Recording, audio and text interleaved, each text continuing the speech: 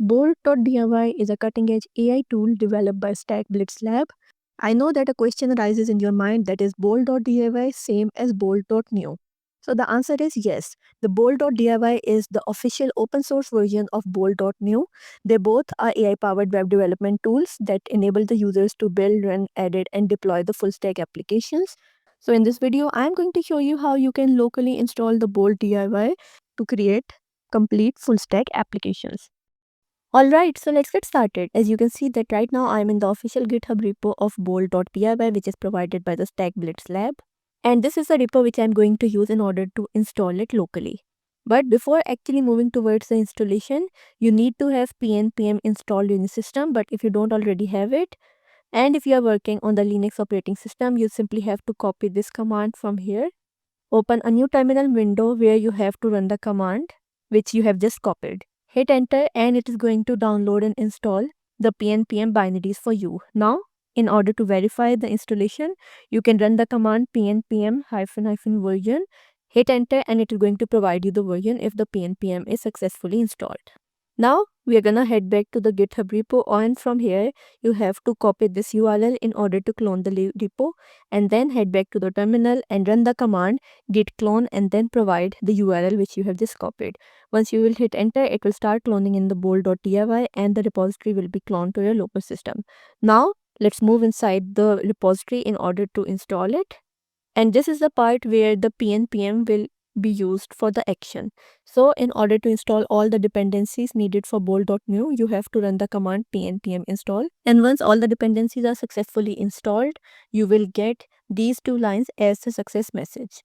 And then in order to start the bolt.diy application, you simply have to run the command pnpm run dev.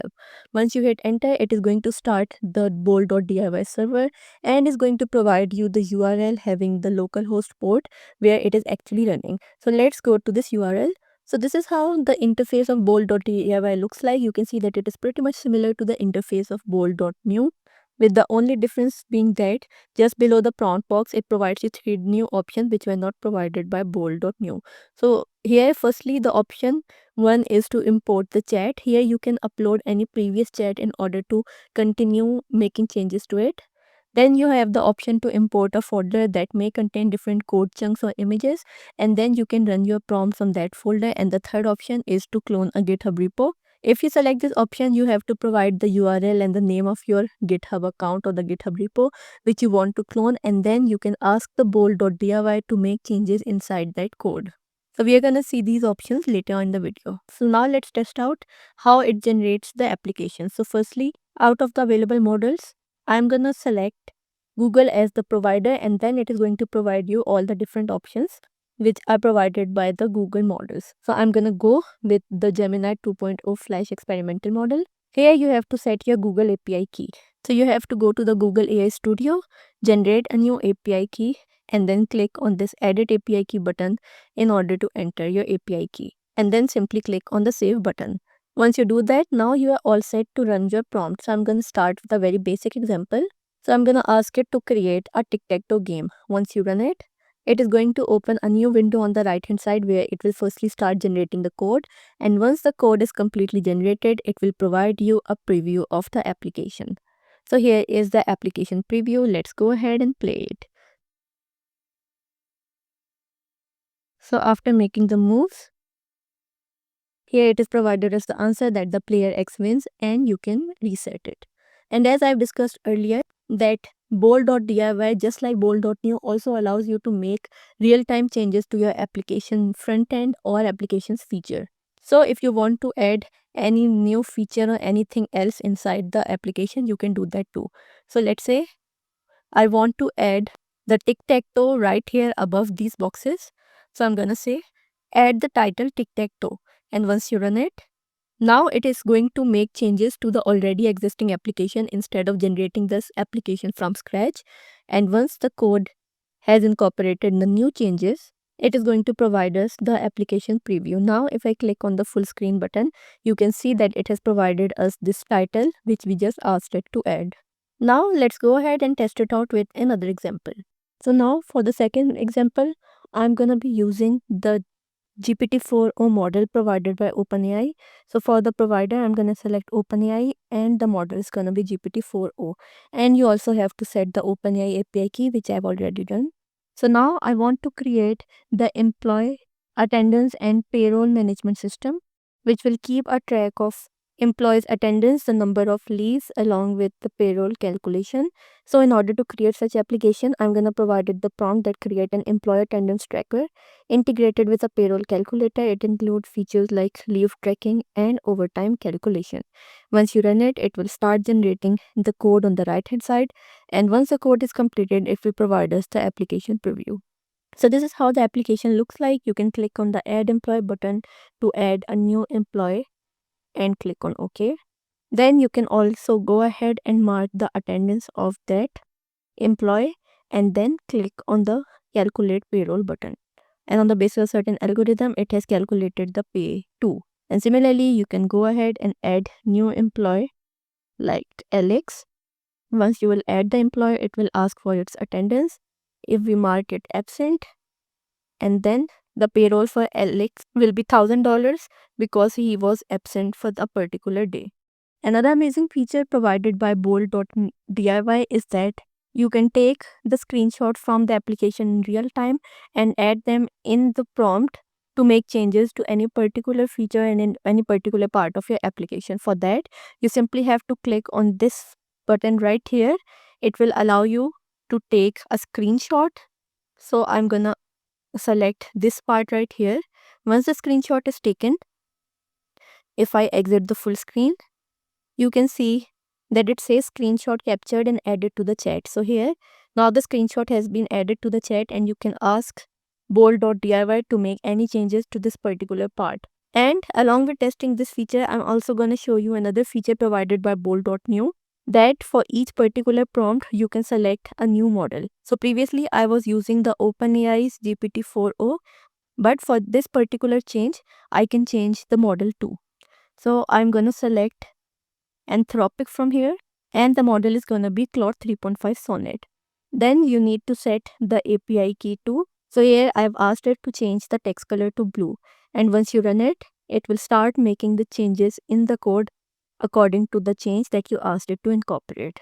Here it is updating the text color, and now once the preview is generated, you can see that it has changed the color of that particular part to blue.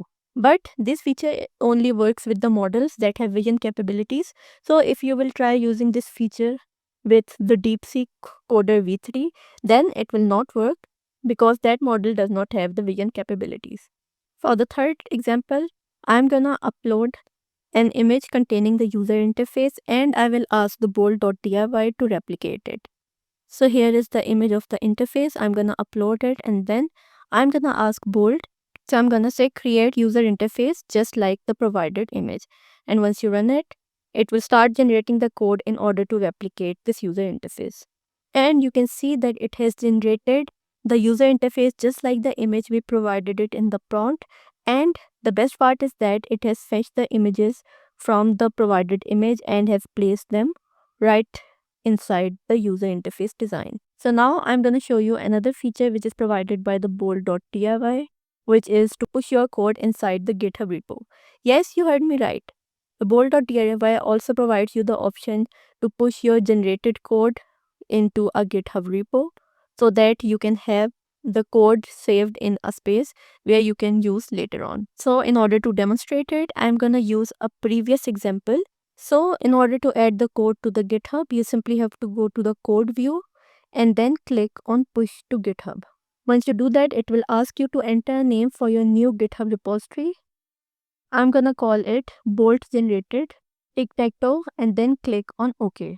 Then it will ask you to enter your GitHub username. Provide the username of your GitHub account, click on OK. And then it will ask you to enter your GitHub personal access token.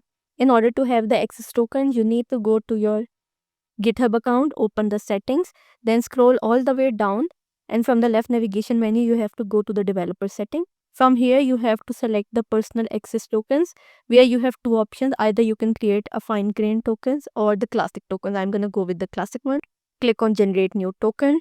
Provide a note that what this token is for, and then select all the permissions which you want to provide to this token. I'm going to go with the repo and then simply click on generate token. Then come back to your bold.diy, paste your token right here and click on OK. And once you do that, you will get a message saying repository created and the code pushed. So inside the SkillCube account, we have a new repository called bold generated tic-tac-toe. So now let's go ahead and verify it. So this is the GitHub account. Let's head to the repositories. And yes, we have a new repository called bold generated tic-tac-toe, which is just now updated.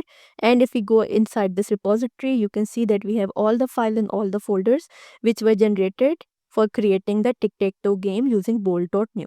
So in this way, you can create any application that you want using this amazing open source version of bold.new, which also provides you some additional features which were not added in the bold.new, just like the push to GitHub feature which I just shown you. So using the bold.diy, you can not only simply create applications, but you can also save them inside the GitHub with just a few clicks to store the generated code for the applications and use it later on. So I'll highly encourage all of you to try it out for yourself and let me know in the comments what you think about it. But that's all for this video. Thanks for watching.